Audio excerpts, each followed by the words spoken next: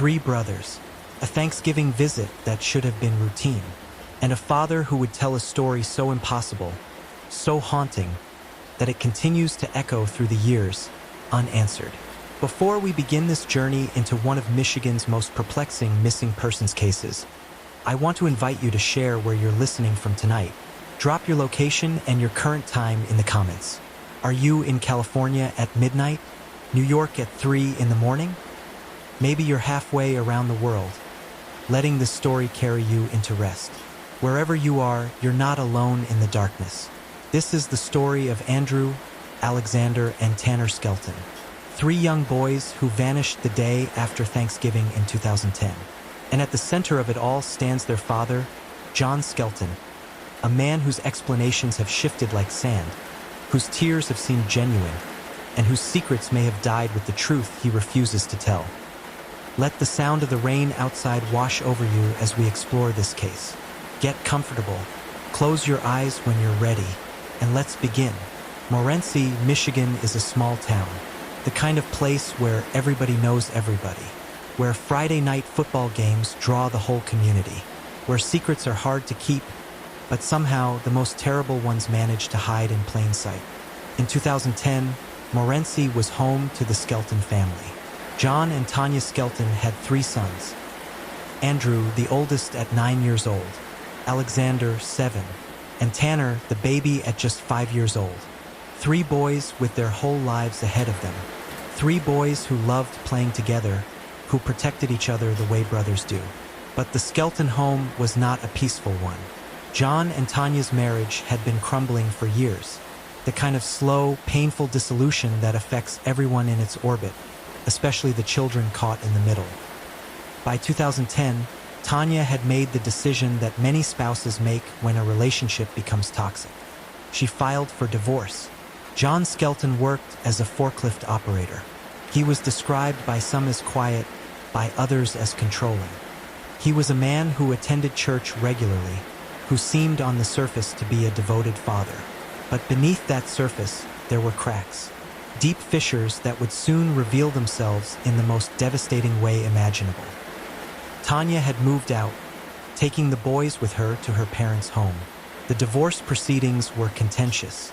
There were allegations of abuse, concerns about John's behavior, the kind of red flags that, in hindsight, seemed to wave frantically, desperately trying to warn of the storm approaching. But in the moment, these were just part of the messy reality of a failing marriage. Custody arrangements had to be made.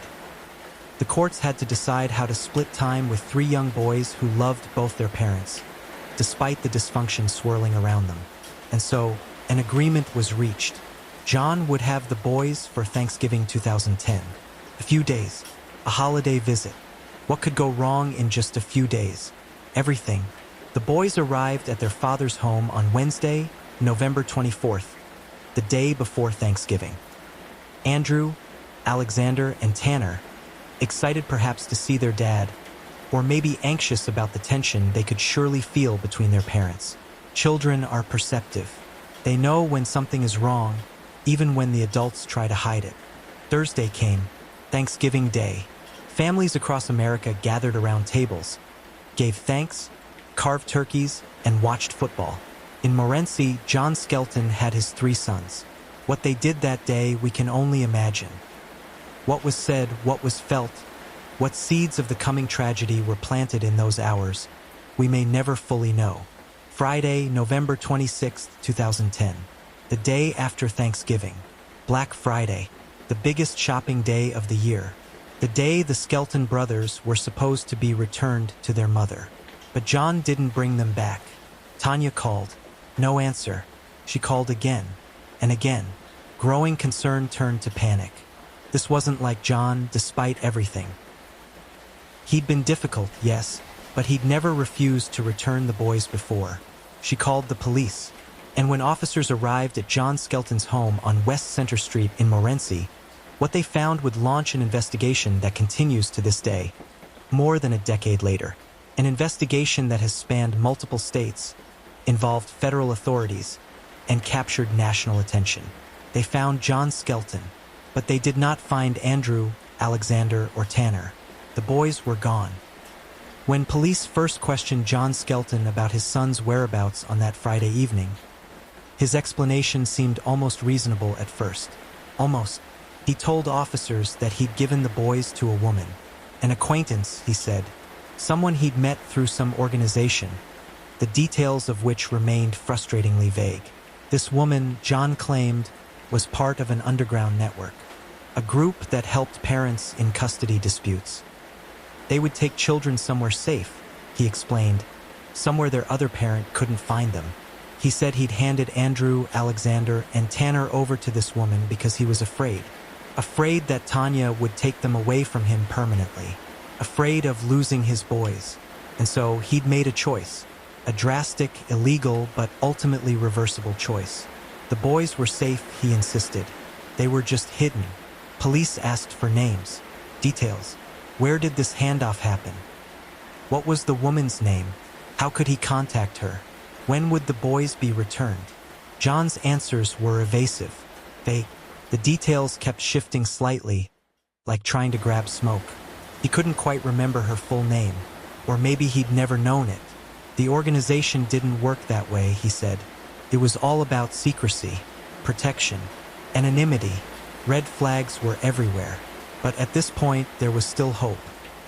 If John was telling the truth, if this was simply a desperate father making a terrible decision in a custody battle, then the boys could still be found. They could still come home. The FBI was called in. Amber alerts were issued. Media attention descended on tiny Morenci, Michigan. The faces of 3 young boys stared out from television screens and newspaper pages across the country. Have you seen these children? Andrew James Skelton, 9 years old. Brown hair, blue eyes. Wearing an orange jacket and blue jeans when he was last seen. Alexander William Skelton, 7 years old. Blonde hair, brown eyes. In a light blue shirt and blue jeans. Tanner Lucas Skelton, 5 years old. Light brown hair, brown eyes. Wearing a blue and white horizontal striped shirt. 3 little boys. Somebody had to have seen them. Somebody had to know something. As investigators dug deeper, John's story began to crumble. The underground organization he described, no evidence it existed. The woman he'd given the boys to, no one could verify her existence. Searches of his home, his computer, his phone records revealed no contacts that matched his description. No communications about hiding children.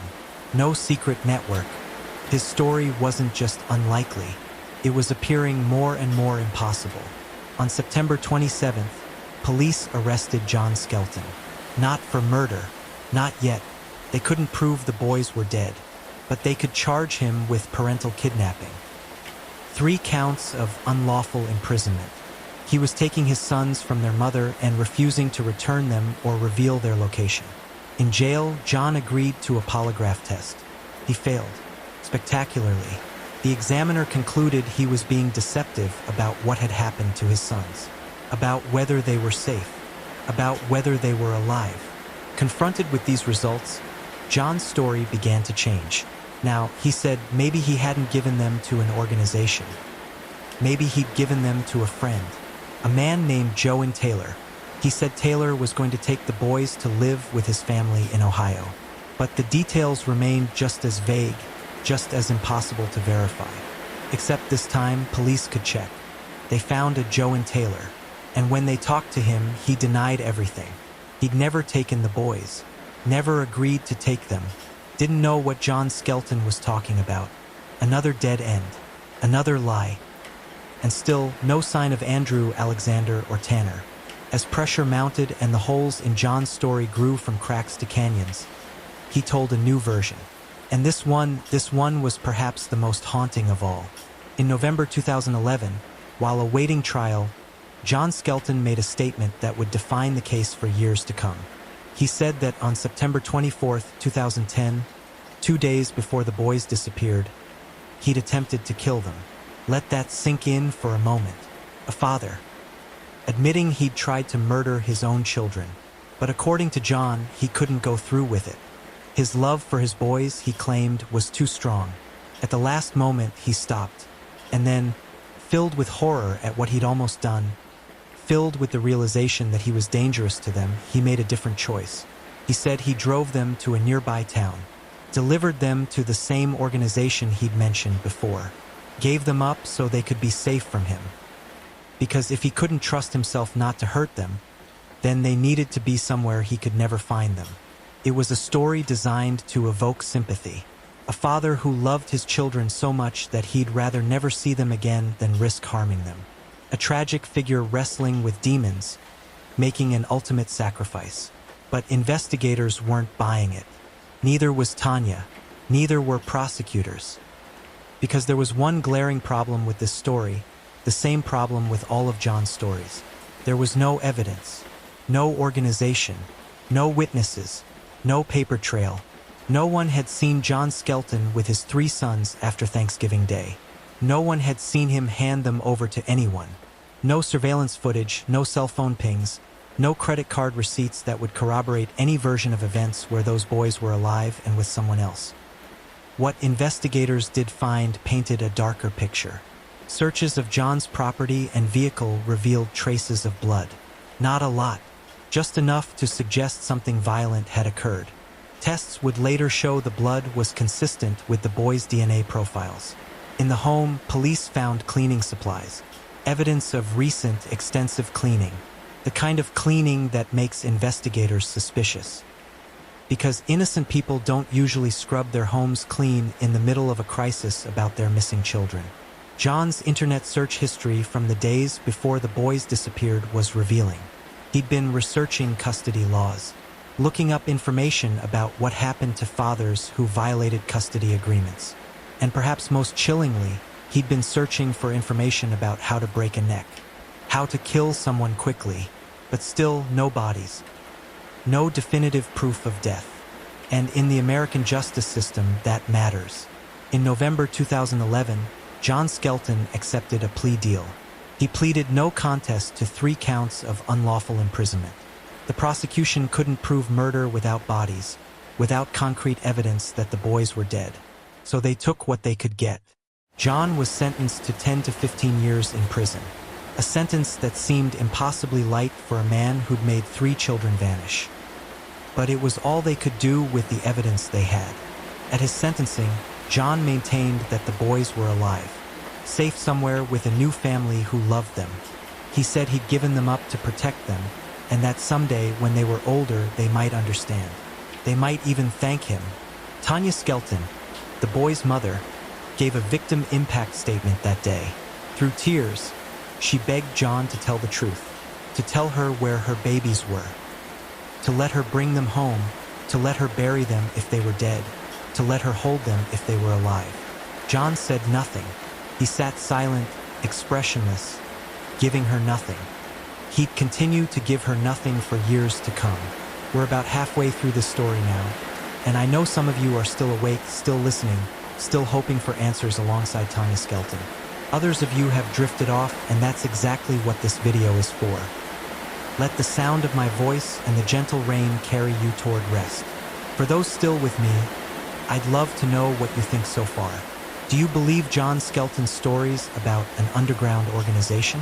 Do you think the boys could still be alive somewhere? Drop your thoughts in the comments. And if you're finding this video helpful for sleep, consider subscribing. We release new true crime stories for sleep every week, each one designed to let you explore these mysteries as you drift away into dreams. Now, let's continue with the search for Andrew, Alexander, and Tanner. While John Skelton sat in prison, maintaining his silence and his impossible stories, the search for the 3 boys continued. Because even without bodies, even without proof of life, investigators and volunteers refused to give up hope. The FBI expanded their search beyond Michigan.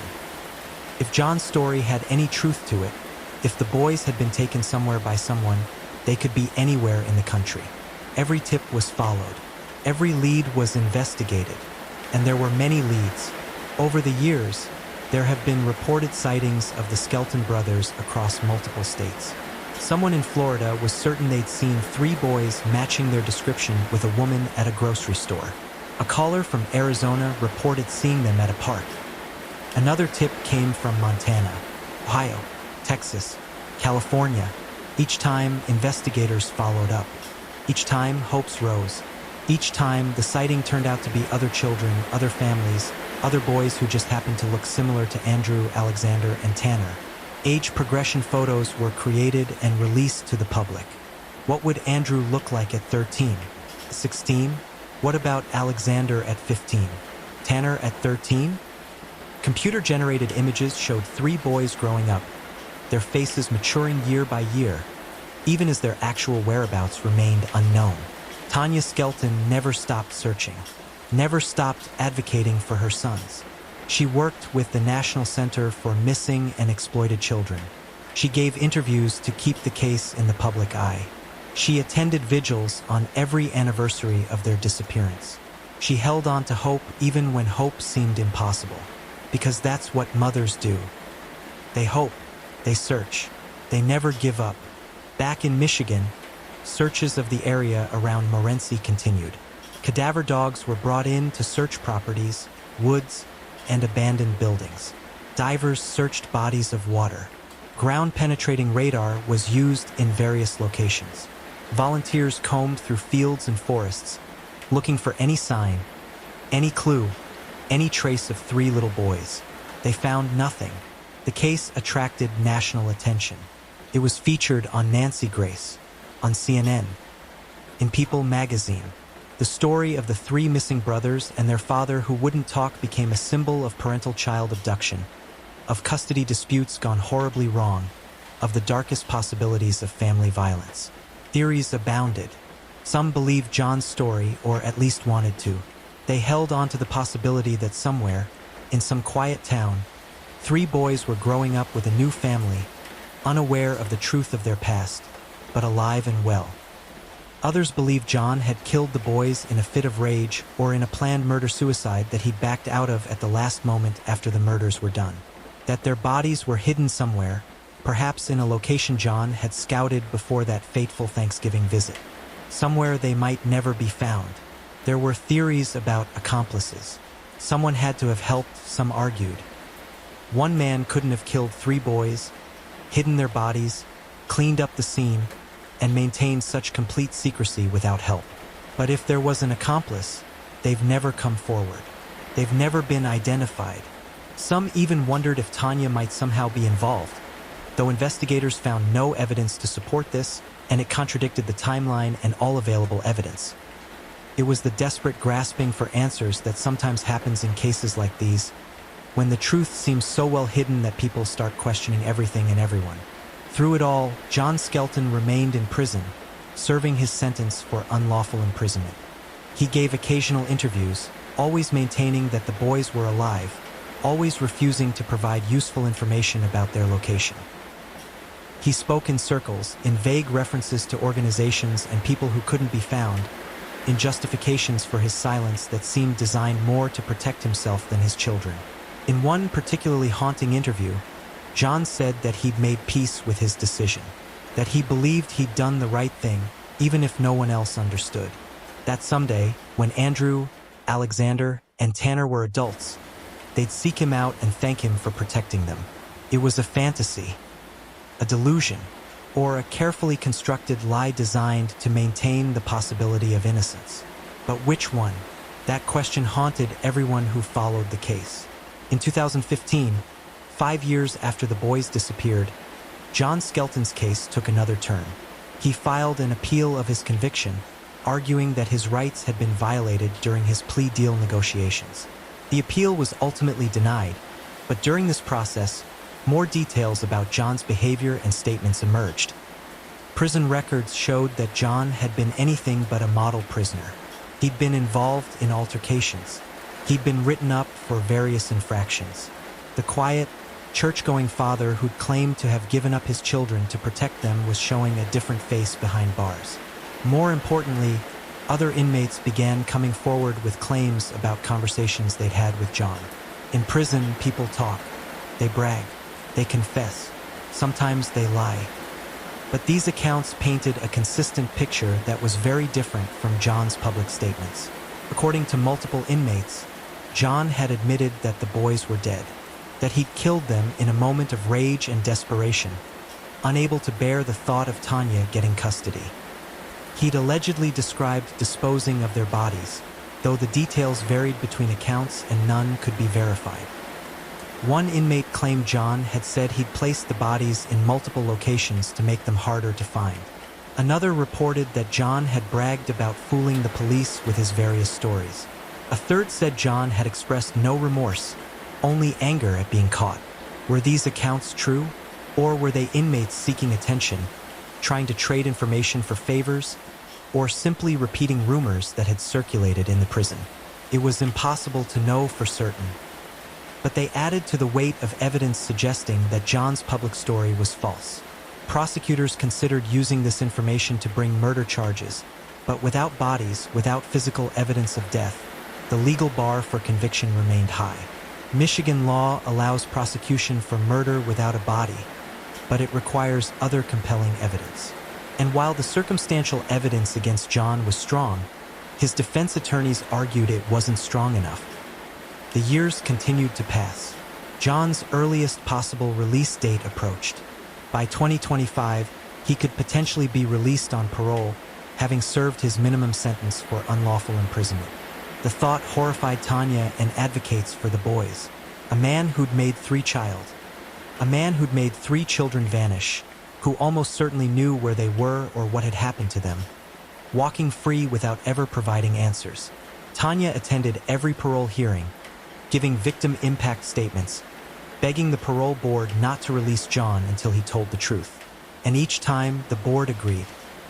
John Skelton was denied parole, in part because he refused to take responsibility for his actions, refused to provide information about the boys' location, and showed no real remorse for what he'd put his family through. As of now, John remains incarcerated. His latest parole denial was in 2023. He won't be eligible again until 2025. And unless something changes dramatically, unless he finally decides to tell the truth or unless new evidence emerges, this pattern will likely continue. He could remain in prison for the rest of his life, not for murder, but for refusing to cooperate with authorities, for showing no rehabilitation, for maintaining the lie that has consumed more than a decade of investigation and heartbreak. In a way, it's a kind of justice, not the justice anyone wanted, but perhaps the only justice possible in a case where the truth remains buried as deep as those three boys likely are. So what really happened to Andrew, Alexander, and Tanner Skelton?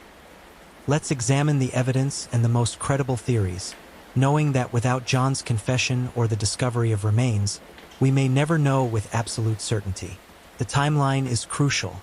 The boys were last verifiably seen on Thanksgiving Day, November 25, 2010. John was supposed to return them to Tanya on Friday, the 26th. When he didn't, she called police that same day. This means John had, at most, 24 to 36 hours between the last confirmed sighting and the police welfare check. In that narrow window, John would have had to kill three boys, dispose of their bodies somewhere they haven't been found despite extensive searches, clean his home and vehicle, and come up with a story to tell police. It's possible, but it would require planning, premeditation. This wasn't a sudden crime of passion. This was something John had thought about, prepared for. The computer searches support this theory. In the days before Thanksgiving, John was researching how to kill quickly, how to break a neck. He knew Tanya wanted the boys back. He knew he was losing them in the custody battle. And he'd apparently decided that if he couldn't have them, no one would. The blood evidence, while minimal, is significant. It suggests violence occurred in the home or vehicle. The extensive cleaning suggests John knew there was evidence to hide. The lack of bodies suggests he'd planned where to dispose of them, likely somewhere remote or in a location where they wouldn't easily be discovered. Some investigators believe the bodies are on property belonging to John or someone he knew, perhaps buried on land he'd accessed before the Thanksgiving visit, perhaps hidden in a building or structure that has since been demolished or altered. The rural area around Morenci offers countless possibilities: thousands of acres of farmland, forest, and abandoned properties where three small bodies could be hidden. Others theorize the bodies might be in water. Michigan has numerous lakes, rivers, and ponds. Bodies in water can be extremely difficult to recover, especially in deep or murky water, especially after years have passed. Weighted bodies can stay submerged indefinitely. A darker theory suggests John might have disposed of the bodies in a way that would make them impossible to identify, perhaps through fire or other means. But this seems less likely given the narrow time frame he had to work with and the lack of evidence of such activity. The possibility that the boys are alive, while kept alive by Tanya and supporters out of desperate hope, seems vanishingly unlikely. If they were with a family somewhere, living under new names, wouldn't someone have recognized them from the extensive media coverage? Wouldn't one of the boys, as they got older, have questioned their past? Wouldn't someone in this alleged underground organization have come forward in more than a decade? No credible evidence has ever emerged to support John's story of a secret organization taking the boys. No paper trail, no witnesses, no communication, nothing. The FBI, with all its resources, found no trace of such a network. And if John truly believed the boys were safe and with a loving family, why wouldn't he provide details to ease everyone's suffering? Why the secrecy? The most logical conclusion, the one that most investigators have reached, is that John Skelton murdered his 3 sons on or around Thanksgiving Day 2010, disposed of their bodies in a location known only to him, and has spent the last decade and a half maintaining various lies to avoid a murder conviction and perhaps to maintain some twisted sense of control over the situation. He took the 3 most precious people in Tanya's life and erased them from the world. And then he took her closure too, refusing to tell her where her babies are, refusing to let her lay them to rest, refusing to give her even that small mercy. It is, in many ways, the perfect crime. Murder without bodies. A plausible alternative story, however unlikely, and a perpetrator willing to maintain his silence regardless of the consequences. Unless John Skelton decides to speak, unless someone stumbles upon 3 sets of remains in the Michigan countryside, unless some new evidence emerges that has eluded investigators for all these years, this case may never be officially solved. Andrew, Alexander, and Tanner Skelton will remain missing. Their mother will continue to search, and their father will continue to hold the answers that he refuses to share. It's been more than 14 years since 3 little boys vanished from their father's home in Morenci, Michigan. 14 years of searching, 14 years of hoping, 14 years of unanswered questions. Andrew would be 23 years old now. Alexander would be 21. Tanner would be 19. They should be adults, living their lives, maybe in college, maybe starting careers, maybe falling in love, maybe giving Tanya grandchildren. Instead, they exist only in memories and photographs. 3 little boys frozen in time, forever 9, 7, and 5 years old. Tanya continues to mark every anniversary of their disappearance.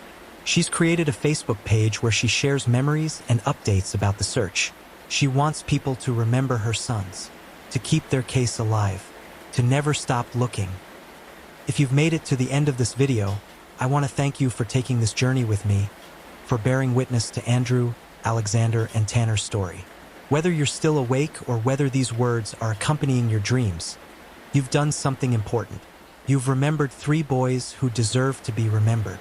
If you found this video helpful for sleep, please consider subscribing. Hit that like button to help others find these stories.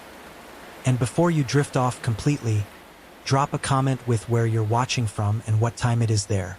Let's create a community of people who care about these stories, who remember these victims, who refuse to let cases like this fade into obscurity. Sleep well, and if you happen to be in Michigan, or if you're ever passing through the area around Morenci, keep your eyes open. Because somewhere in those fields, those forests, along those roads, 3 boys may still be waiting to be found. Waiting to go home. Story 2. September 12th, 1952. A small town in West Virginia. 7 witnesses, and a creature that defied every law of nature they understood. Before we dive into one of America's most documented and terrifying cryptid encounters, I'd love to know where you're listening from tonight. Drop your location and the current time in the comments below. Are you in Texas at 2 in the morning? Perhaps London at dawn? Wherever you are in the world right now, You're about to journey back to a September evening in West Virginia when everything changed for a small group of people who saw something they could never explain. This is not a story of an unsolved murder or a missing person, but it is a mystery. A true account of an event that was investigated by law enforcement, reported in newspapers across the nation, and studied by researchers for decades. 7 people saw something that night on a hillside in Flatwoods. Something that left physical evidence. Something that made them sick. Something that changed their lives forever. Let the sound of rain carry you back to 1952 as we explore this case. Get comfortable. Close your eyes. And let's begin with a Friday evening when children playing outside would encounter something no child should ever have to see. Flatwoods, West Virginia in 1952 was the kind of place where children played outside until dark without worry, where neighbors knew each other, where the most exciting thing that happened on a Friday evening might be a high school football game or a gathering at the local diner. The town sits in Braxton County, surrounded by the Appalachian Hills, dense forests, winding roads, the kind of landscape that has harbored folklore and mystery for generations. But on September 12, 1952, something happened that would put Flatwoods on the map for reasons no one could have anticipated. It was around 7:15 in the evening, still light out, that golden hour before true darkness falls. A group of boys were playing football in the schoolyard. Eugene Lemon, age 17, Neil Nunley, age 14, Eddie May, age 13, his brother Fred May, age 12, Tommy Heyer, age 10, and Ronnie Shaver, age 10. Just kids, doing what kids do on a Friday evening in small-town America. Then they saw something in the sky. It started as a bright light, reddish-orange, moving across the sky in a way that didn't look like an airplane. The boys stopped their game and watched. The object seemed to slow down, to hover, and then, as they watched in amazement, it appeared to land or crash on a nearby hillside. The hill belonged to a local farmer named Bailey Fisher.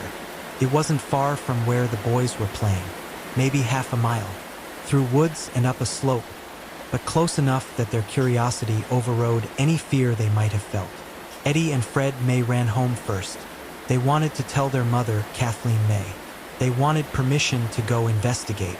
Maybe they thought excitedly it was a meteor, or maybe, in the way that young boys think, it was something even more exciting. A crashed plane, a secret military craft, something they could be the first to discover. Kathleen May was a beautician, practical woman, a mother who would normally have told her boys that running around in the woods at dusk was a bad idea. But something about their excitement, their insistence that they'd seen something real, made her curious too. She agreed to go with them, to be the adult supervision for whatever wild goose chase this turned out to be. The group gathered. The boys. Kathleen May, Eugene Lemon, who had come along with his dog, a beagle which would prove to be an important detail. 7 people total. 7 witnesses to what would come next. They started up the hill toward the Fisher farm around 7:30. The sun was setting now, shadows growing longer, the woods around them growing darker with each passing minute. Eugene Lemon's dog ran ahead, the way dogs do, excited, exploring, following some scent the humans couldn't detect. As they climbed, they noticed a strange smell, a metallic, pungent odor that seemed to hang in the air. It wasn't pleasant. It irritated their throats, made their eyes water slightly, but they kept going, curious, not yet afraid. They reached the top of the hill, the Fisher property. There was an old barn there, fields, trees, and hanging in the air, a strange mist, not quite fog, something else, something that seemed to glow slightly in the fading light. The dog had stopped barking. That should have been their first real warning. Dogs don't go silent when they're happy or excited. They go silent when they're terrified. Then the dog came running back toward them, not bounding happily, fleeing, tail between its legs, whimpering, and it ran right past the group, heading back down the hill, not stopping, not looking back. Eugene Lemon had a flashlight. He shone it ahead into the mist, toward the direction the dog had come from. The beam of light cut through the darkness, swept across the field, caught something near the old oak tree. Two eyes, glowing, orange-red, like coals, like fire, reflecting the flashlight beam back at them. At first, they thought it might be an animal. A raccoon, perhaps, up in the tree. Raccoon eyes shine in flashlight beams. But as Eugene adjusted the angle of his light, as the beam fully illuminated what was standing there, they realized this was no raccoon. What they saw would haunt them for the rest of their lives. Descriptions of traumatic events can vary between witnesses. Memory is imperfect. Fear distorts perception.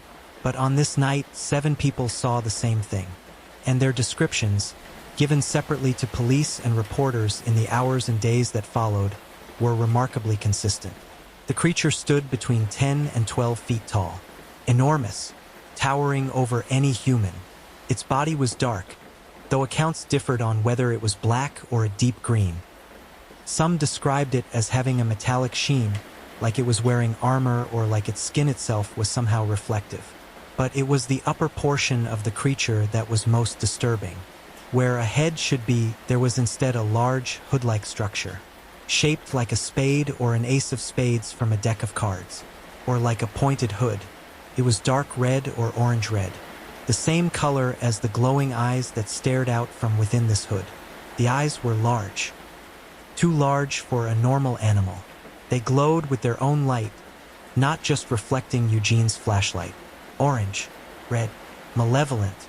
Witnesses would later say they couldn't see pupils or any normal eye structure, just that terrible, burning glow. The creature's body seemed to be encased in or comprised of this pleated, metallic-looking material, like armor or like the body itself had ridges or segments. From the upper portion, below where shoulders might be on a human, hung what looked like fabric or membrane, dark green or black, almost like a cloak or like folded wings. It seemed to have small, thin arms, claw-like appendages that extended forward.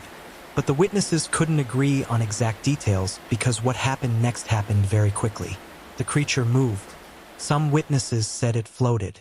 Others said it glided. It didn't walk. It didn't have visible legs. The lower portion of its body seemed to be obscured by the mist or seemed to merge with it, as if the creature was hovering above the ground. And it moved toward them. It emitted a sound, a hissing, a high-pitched shriek, something between an animal cry and a mechanical noise. The smell grew stronger, overwhelming now, metallic, sulfurous, making it hard to breathe. Kathleen May screamed. The boys scattered. Eugene Lemon dropped his flashlight, and all 7 witnesses ran.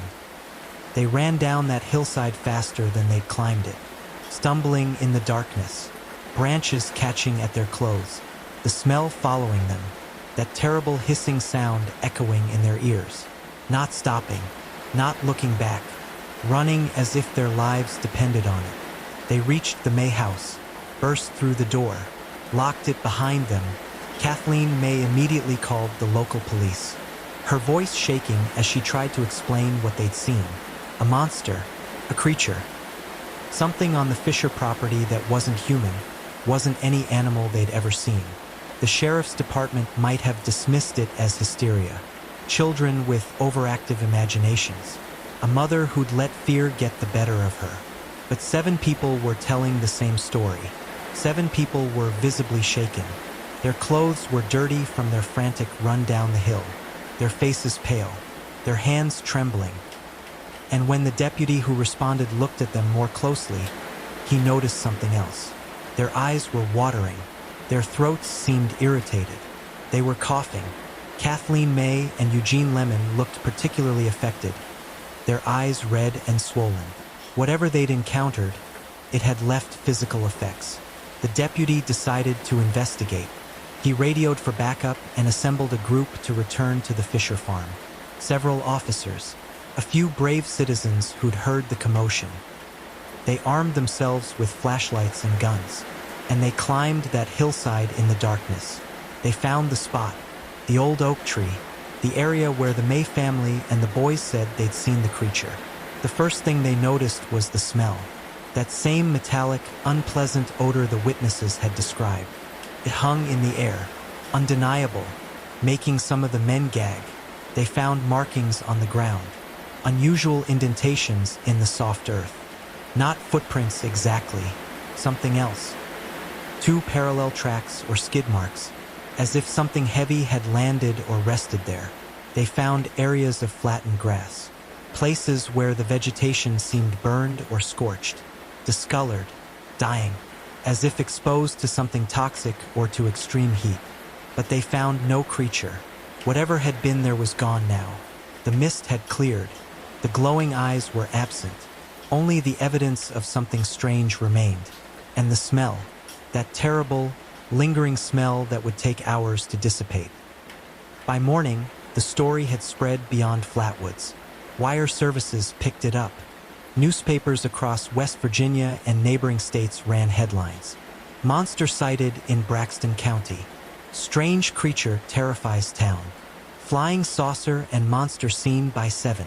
Because in 1952, America was in the grip of UFO fever. Just 5 years after the famous Roswell incident. In the midst of the Cold War, when strange objects in the sky could be Soviet aircraft or something even more alarming. Reports of flying saucers were common, but reports of alien creatures? Those were rarer, more frightening. Reporters descended on Flatwoods. The witnesses were interviewed again and again. They drew pictures of what they'd seen. The drawings, done independently, showed remarkable similarity. The Ace of Spades hood, the glowing eyes, the towering figure, the mechanical or metallic appearance. Lee Stewart, a reporter for the Braxton Democrat newspaper, arrived at the scene the next morning to document what had happened. He interviewed the witnesses, he examined the site, and he experienced the lingering effects himself. The smell, though fainter now, was still present. It made him nauseous, gave him a headache. Stewart documented everything. He took photographs of the witnesses, of the site, of the vegetation that seemed damaged or burned. His reporting would become one of the most important primary sources on the Flatwoods monster incident. But Stewart did something else too, something that would prove controversial for decades to come. He helped publicize the story. He contacted national media. He spoke to radio programs. And in doing so, he turned Flatwoods and its witnesses into a sensation. Some would later accuse Stewart and others of embellishing the story for attention, of turning a misidentified owl or meteor into a monster for the sake of publicity. But those accusations had to contend with the physical evidence, with the medical effects the witnesses experienced, with the consistency of their accounts. Within days of the incident, Kathleen May, Eugene Lemon, and several of the boys developed symptoms: nausea, vomiting, throat irritation, swelling of the nose and throat. Eugene Lemon was treated by a local doctor for what was described as exposure to some kind of irritating substance. The symptoms resembled mustard gas exposure, though obviously no one was claiming mustard gas was involved. These symptoms lasted for days. For Kathleen May, they persisted even longer. Her throat remained irritated for weeks. She had difficulty swallowing, lost weight. Whatever she'd been exposed to on that hillside had affected her physically in a measurable way. The United States Air Force took notice. In 1952, the Air Force was actively investigating UFO sightings under Project Blue Book. The Flatwoods incident, with its combination of a strange craft in the sky and a creature on the ground, fit their mandate. They sent investigators. The official Air Force conclusion was disappointing to believers and satisfying to skeptics. They determined that the witnesses had seen a meteor, a bright meteor that appeared to land on the hillside. The creature, they suggested, was a barn owl perched in a tree. The owl's eyes would have reflected the flashlight. The owl's shape, seen from below in the darkness and distorted by fear, could have appeared larger and stranger than it was. The smell and the physical symptoms were attributed to the noxious fumes from the nearby Flatwood School's coal-fired heating system combined with hysteria and fear. The markings on the ground were inconclusive and could have been caused by any number of things. Case closed, according to the Air Force. Meteor plus owl plus hysteria equals monster. But this explanation had problems. Significant problems that critics and researchers would point out for decades. We're halfway through this strange journey now, and whether you're still listening intently or drifting in and out of sleep, I'm grateful you're here with me in the darkness, exploring this mystery together. Take a moment, if you're still awake, to share in the comments where you're watching from and what time it is there. Are you in Australia watching the sun rise? In Europe in the middle of the night? Here in North America in those quiet pre-dawn hours? Let me know. And tell me, do you think 7 people saw a barn owl? Or did something else visit Flatwoods that September night? If you're enjoying this content for sleep, please consider subscribing. We release new true crime and mystery stories every week, each one designed to accompany you through the night. Hit that like button to help others find these stories. And if you have suggestions for cases you'd like to hear, drop those in the comments too. Now, let's continue with why the Air Force's explanation doesn't quite satisfy. Let's talk about the problems with calling this a barn owl. The Air Force's explanation seemed neat, convenient, a way to close an embarrassing case that was attracting too much attention and feeding into Cold War paranoia and UFO hysteria. But it didn't account for several crucial pieces of evidence. First, the meteor explanation. Yes, several other witnesses in the area reported seeing a bright object streak across the sky that evening. But meteors don't land. They burn up in the atmosphere or they hit the ground at tremendous velocity, creating craters. No crater was found on the Fisher property. No meteorite was recovered. And meteors don't hover or move in controlled ways. They fall. What multiple witnesses described was an object that seemed to slow down, maneuver, and land or hover near the ground. That's not meteor behavior. That's controlled flight. Second, the barn owl theory. Barn owls are indigenous to West Virginia. They do perch in trees. Their eyes do reflect light. But barn owls are not 10 to 12 feet tall. Even accounting for fear and darkness distorting perception, 7 people from various angles all saw something massive. Something that towered over them. Barn owls are roughly 12 to 14 inches tall. Even if one were perched in a tree, making it appear higher, the size discrepancy is enormous. Fear might make something seem bigger, but it doesn't make a foot-tall bird appear to be 12 feet tall. Moreover, barn owls are silent flyers. They don't hiss. They don't shriek in the way witnesses described. And they certainly don't produce metallic, sulfurous odors that make people physically ill. Which brings us to the third major problem with the official explanation: the physical symptoms. Multiple witnesses became sick. Not just scared, not just anxious, actually ill with measurable symptoms that required medical treatment. Throat irritation, swelling, nausea, symptoms that persisted for days and weeks. The Air Force suggested this was due to fumes from the school's coal heating system, but the incident occurred in September. Schools in West Virginia don't typically fire up their heating systems in September when temperatures are still mild. And even if they had, coal fumes don't create the specific pattern of symptoms the witnesses experienced, particularly not the severe throat swelling and irritation that resembled chemical exposure. Something on that hillside made those people sick. Something they breathed in or were exposed to. Something real and physical, not hysteria or imagination. Then there's the evidence at the scene itself. The markings on the ground. The damaged vegetation. The lingering smell that even investigators who arrived hours later could detect. Barn owls don't leave ground traces. They don't damage grass and plants. They don't create mysterious odors. Independent researchers who visited the site in the days following the incident documented these physical traces. They took soil samples. They photographed the damaged vegetation.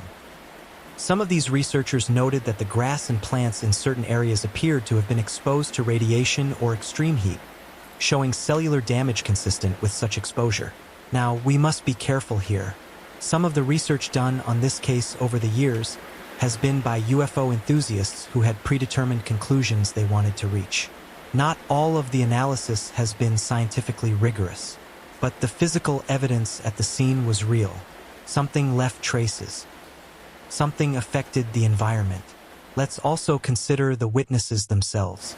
Kathleen May was a respectable businesswoman, a mother with no history of attention-seeking behavior or tall tales. Eugene Lemon was a local teenager, well known in the community. The boys were just regular kids. None of them had anything to gain from fabricating this story. In fact, it brought them unwanted attention, scrutiny, and ridicule from skeptics. In the years following the incident, all of the witnesses maintained their story. They never recanted. They never admitted to making it up. They gave consistent accounts in interview after interview, year after year, until their deaths. That's not the pattern of hoaxers or attention seekers. That's the pattern of people telling the truth as they experienced it. Kathleen May, in particular, never wavered. She spoke about the incident throughout her life. She appeared in documentaries, gave interviews to researchers, and she always maintained that what she saw was real, something not of this earth, something that shouldn't exist but did. She described the psychological impact, the nightmares, the fear that came over her whenever she thought about that night, the way her hands would shake when she talked about the glowing eyes. That's not someone spinning a yarn for entertainment. That's someone traumatized by a genuine experience. The other witnesses reported similar lasting effects. Several of them moved away from Flatwoods. Some refused to talk about the incident publicly, tired of being mocked or disbelieved. But in private conversations with trusted friends and family, they all confirmed the same story. They saw something real, something terrifying. So if we reject the Air Force's barn owl explanation as insufficient, what are we left with? What could the Flatwoods monster have been? Over the decades, researchers and theorists have proposed several possibilities. Let's examine each one. Theory 1: extraterrestrial visitor. This is the most popular explanation among UFO researchers and believers. The theory goes that the bright object in the sky was an alien spacecraft. It either crashed or landed deliberately on the Fisher property. The creature the witnesses saw was either an alien being or some kind of robotic probe sent out from the craft to investigate. This would explain the appearance, the strange smell which could have been propulsion exhaust or alien biology, the physical effects which could have been radiation exposure, and the markings on the ground which could have been landing traces. It would explain why the creature seemed to float rather than walk, why it appeared mechanical or armored, and why it vanished without a trace shortly after the encounter. The Ace of Spades shaped hood could have been a helmet or a natural biological feature. The glowing eyes could have been vision enhancement technology or bioluminescence. The hissing sound could have been attempts at communication or the creature expressing alarm at encountering humans. Supporters of this theory point to the fact that 1952 saw a wave of UFO sightings across the United States. Something was happening in our skies that summer and fall. Whether it was extraterrestrial or something else, the sightings were real and numerous. Theory 2: secret military experiment. In 1952, the United States military was working on numerous classified projects. The Cold War was heating up. Technology was advancing rapidly. Is it possible the Flatwoods monster was actually a classified military craft or suit that crashed or was being tested in the remote West Virginia hills? This theory would explain why the Air Force was so quick to dismiss the case. If it was a military accident, they'd want to cover it up, make it go away, explain it as something ordinary. The creature could have been a pilot in an experimental pressure suit or radiation suit. The object in the sky could have been a classified aircraft. The problems with this theory are significant, though. Why would the military test secret technology over populated areas? Why not recover the craft and the pilot immediately? And would an experimental suit really have looked so bizarre, so non-human? Military technology is strange, but it's usually recognizably human in design. Theory 3: interdimensional being. Some researchers have proposed that the Flatwoods monster came not from outer space but from another dimension. That it was a being that exists in a reality adjacent to ours and somehow crossed over that night. This would explain its strange appearance, its ability to vanish without a trace, and the distortions in perception the witnesses experienced. This theory is harder to evaluate because it relies on physics and concepts that aren't yet proven or understood. But it's worth noting that several witnesses described a feeling of unreality during the encounter, a sense that what they were experiencing didn't fit into normal reality. That could be trauma and fear, or it could be something else. Theory 4. Cryptid or unknown terrestrial creature. Could the Flatwoods Monster be an unknown animal? A species that exists in the remote Appalachian forests but is rarely seen by humans? This theory is popular among cryptozoology enthusiasts who believe in creatures like Bigfoot and the Loch Ness Monster. The problems with this theory are even more significant than with the military explanation. The creature didn't move like a biological animal. It didn't leave biological traces. Its appearance was too strange, too mechanical. And how would an unknown terrestrial animal explain the object in the sky? Theory 5. Mass hallucination or psychological phenomenon. The skeptical explanation. 7 people, primed by the excitement of seeing something in the sky, climbed a dark hillside in a state of heightened anxiety. In the darkness and mist, they encountered something ordinary. A tree stump, shadows, an actual owl, and their brains filled in the gaps with a monster. The physical symptoms were psychosomatic, created by fear and adrenaline. This theory requires us to believe that 7 people all hallucinated the same detailed creature, that their physical symptoms requiring medical treatment were purely psychological, that the physical traces at the scene were coincidental or misidentified. It's possible. The human mind is capable of creating powerful shared delusions, but it requires dismissing a lot of consistent testimony and evidence. So which theory is correct? The truth is, we may never know. Each explanation has strengths and weaknesses. Each requires us to accept some improbable elements.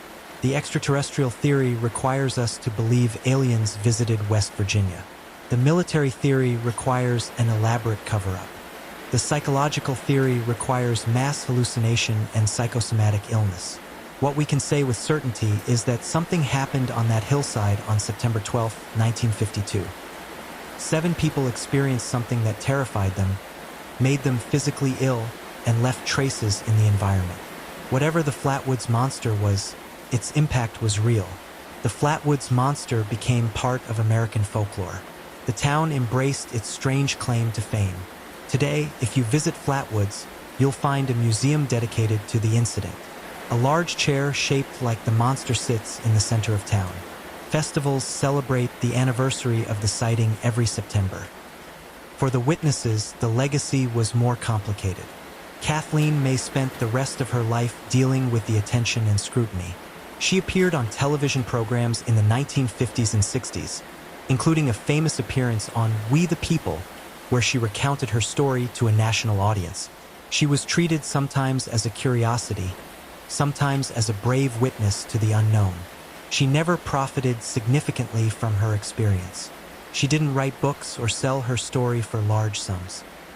She simply lived her life, raised her children, ran her beauty shop, and occasionally spoke about that September night when her world was turned upside down.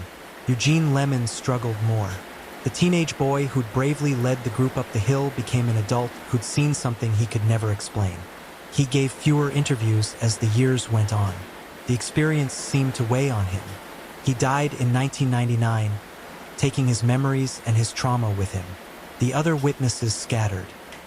Some stayed in Flatwoods, others moved away, but they all carried the memory of that night, that smell, those glowing eyes, that impossible creature that shouldn't exist but did. Researchers continue to study the Flatwoods Monster case. It's considered one of the most credible cryptid sightings in American history because of the multiple witnesses, the physical evidence, and the consistency of the accounts. Skeptics continue to try to explain it away. Believers continue to point to it as proof of extraterrestrial visitation or unknown creatures. New theories emerge periodically. In recent years, some researchers have suggested the creature might have been an abandoned Soviet spy balloon or probe with equipment that malfunctioned and created the bizarre appearance and effects. Others have proposed that unusual atmospheric conditions combined with a meteor and natural wildlife to create a perfect storm of misidentification. But none of these newer theories explain the evidence any better than the older ones. The Flatwoods Monster remains a mystery, a documented, investigated, witnessed mystery that defies easy explanation. Perhaps that's as it should be. Perhaps not every mystery needs to be solved. Perhaps some things are meant to remain unknown, to remind us that the universe is stranger and more complex than we can fully understand. 7 people saw something that night, something that changed them, something that left its mark on a small town in West Virginia and on the larger tapestry of American paranormal history. And somewhere in the files of Project Blue Book, in the memories of those who heard the story firsthand, in the soil of that hillside where something once stood, the truth remains. Waiting, unknown, unexplained. It's been more than 70 years since that September evening in Flatwoods. The witnesses are gone now, most of them. Kathleen May passed away in 2015 at the age of 93. She never changed her story. To the end, she maintained that what she saw was real. The last surviving witness, Fred May, continues to talk about the experience when asked. An elderly man now, carrying the memory of that night when he was just 12 years old, when he saw something that shouldn't exist. If you've stayed with me through this entire story, thank you. Whether you believe the Flatwoods monster was an alien, a barn owl, a secret experiment, or something else entirely, you've taken the time to explore this mystery with me, to consider the evidence, to remember the witnesses. Before you fully surrender to sleep, I'd love to hear your thoughts. Drop a comment with your location, your current time, and what you think the Flatwoods monster really was. And if you enjoyed this deep dive into one of America's strangest encounters, please subscribe. Hit that like button. Help others find these stories in the quiet hours of the night. There are so many mysteries still to explore, so many stories waiting to be told.